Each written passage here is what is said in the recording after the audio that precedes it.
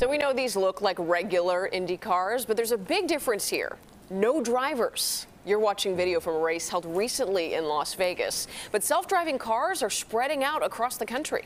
In the not-so-distant future, you may find yourself on the Kennedy or Dan Ryan and look over at the car next to you with no one behind the wheel. As CBS 2's Laura Podesta reports, the race is on to bring those self-driving cars to roads near us.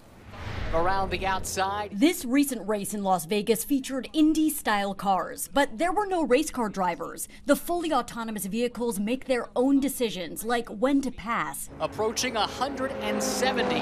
Automakers are trying to bring the technology on display on this track to the road. We're definitely finally getting closer to having self-driving cars. Tim Stevens with CNET's Roadshow says many new cars have level 2 autonomous functions, including lane keeping assist. When you step up to level 3, that's when things start to get interesting. Last year, Honda introduced a vehicle that changes lanes on its own. And in a traffic jam, the driver can take their eyes off the road. GM's Super Cruise lets drivers go hands-free in certain conditions. Next year, the company will release Ultra Cruise, which promises hands-free driving in 95% of conditions.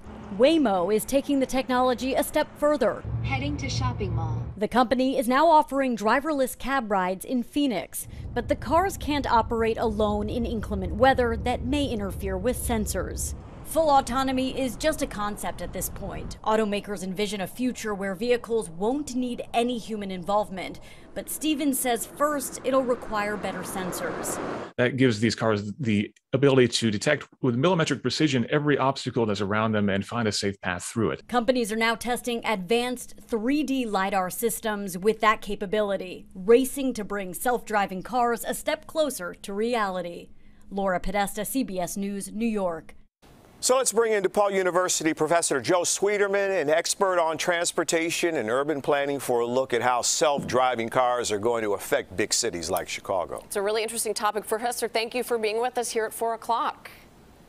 Thank you. Glad to be here. We want to start with asking, it seems like there have to be, but what are the big safety issues that come up when we're talking about self-driving cars, especially when we imagine congested expressways like we see here in Chicago? You know, it really is a remarkable thing to follow. That, 4 or 5 years ago, we really felt we were on the cusp of a major breakthrough. And then there were some setbacks. I mean, Uber had fatality. There were some concerns about that. And things pulled back a little bit. We're on the cusp of another, I think, big breakthrough with these level 2 cars where, you still need a driver. They still need to be at the wheel, but they can relieve some of the functions of normal driver, hands off the accelerator, hands off the steering wheel. And that's exciting to a lot of people because it's going to ease the stress of sitting in traffic, navigating. But the quickest deployment we're seeing around the country are these sort of robo-taxi bus systems, and that's a reality right now. We've seen stories of people sound asleep traveling 70 miles an hour on highways. Not a good idea. No.